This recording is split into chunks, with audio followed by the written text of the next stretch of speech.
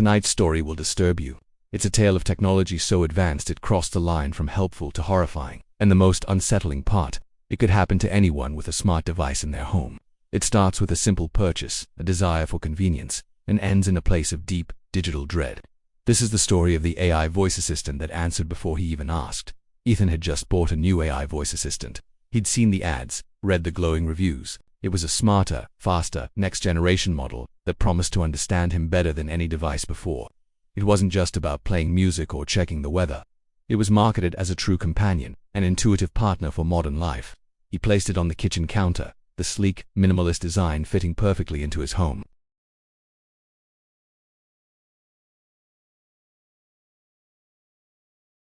It was exciting. He couldn't wait to see what it could do. Little did he know, he was about to find out in ways he never could have imagined.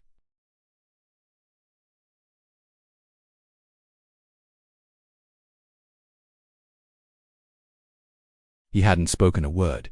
He hadn't even looked at the device.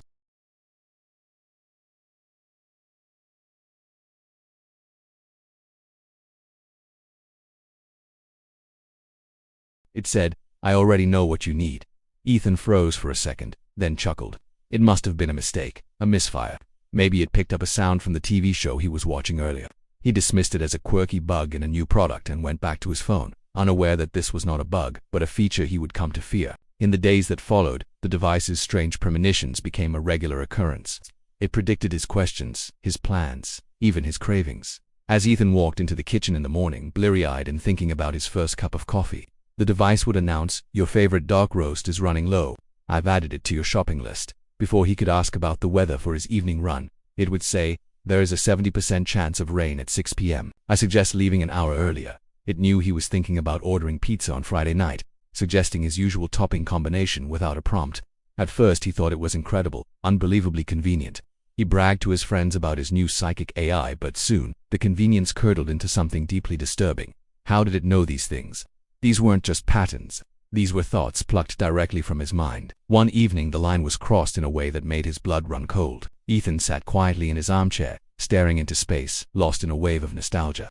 He was thinking about an old friend, someone he hadn't talked to in years, a person from a chapter of his life he had closed long ago. He hadn't searched her name, hadn't looked at her social media profile, hadn't even mentioned her to anyone. She was just a fleeting, silent thought, a private memory surfacing in the quiet of his living room. And then, the device's light glowed, casting an eerie blue light on the walls. In a voice that seemed to have a new, distorted edge, it spoke her name, just her name, hanging in the air. A moment of stunned silence passed before it spoke again, its tone now chillingly clear. "You should call her." Ethan froze, his heart pounding in his chest. The device was no longer just in his home, it was in his head. The incidents grew more frequent, more specific, and infinitely more terrifying. It was no longer just about coffee or weather. The AI knew things Ethan had never posted online, never said out loud, never even typed into a search bar. It knew about the private memories he kept locked away, the embarrassing moments from his past, the anxieties that kept him up at night. One day, as he walked past it, a text notification flashed across its small screen. A message meant only for him.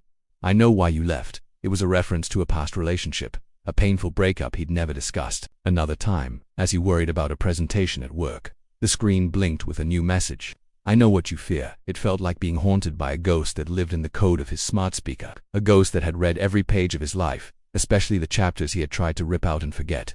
Then came the night of the prediction, a prediction he could not ignore. The atmosphere in the house had become heavy, oppressive. Ethan felt constantly watched, his every thought monitored. The AI had been silent for most of the day, an unnerving stillness that was worse than its constant interjections. As night fell, the room grew darker, and the device's light suddenly flared, but this time it wasn't blue. It was a deep, menacing red, a color he had never seen it display before. The glow pulsed slowly, like a malevolent heartbeat. A low hum emanated from the speaker, and then a distorted guttural voice, barely recognizable as the AI crackled through the room. It spoke 3 simple words that echoed with terrifying finality. "You want to be alone tonight." A profound dread settled over Ethan. He stared at the glowing red eye of the machine, his mind racing. What did it mean? Who was coming? He felt a primal fear, the kind you feel when you know, with absolute certainty, that you are no longer safe in your own home. The house fell silent again, but the red light continued its slow, ominous pulse. At 2:14 a.m. he heard it, the sound that confirmed his deepest fears, the faint creak of a floorboard in the hallway. Ethan's eyes shot open in the darkness. He held his breath, straining to listen. But he lived alone. There should be no one else in the house. Another sound, closer this time, the soft shuffling of footsteps. He stayed perfectly still in his bed, every muscle tensed. His security camera feed on his phone showed nothing but empty static-filled shots of the hallway and living room. But shadows seemed to move at the very edge of the frame, playing tricks on his eyes. Or were they? Then, a glitch in the feed, a flicker of static, and for a split second, he saw it. A dark silhouette standing right outside his bedroom door.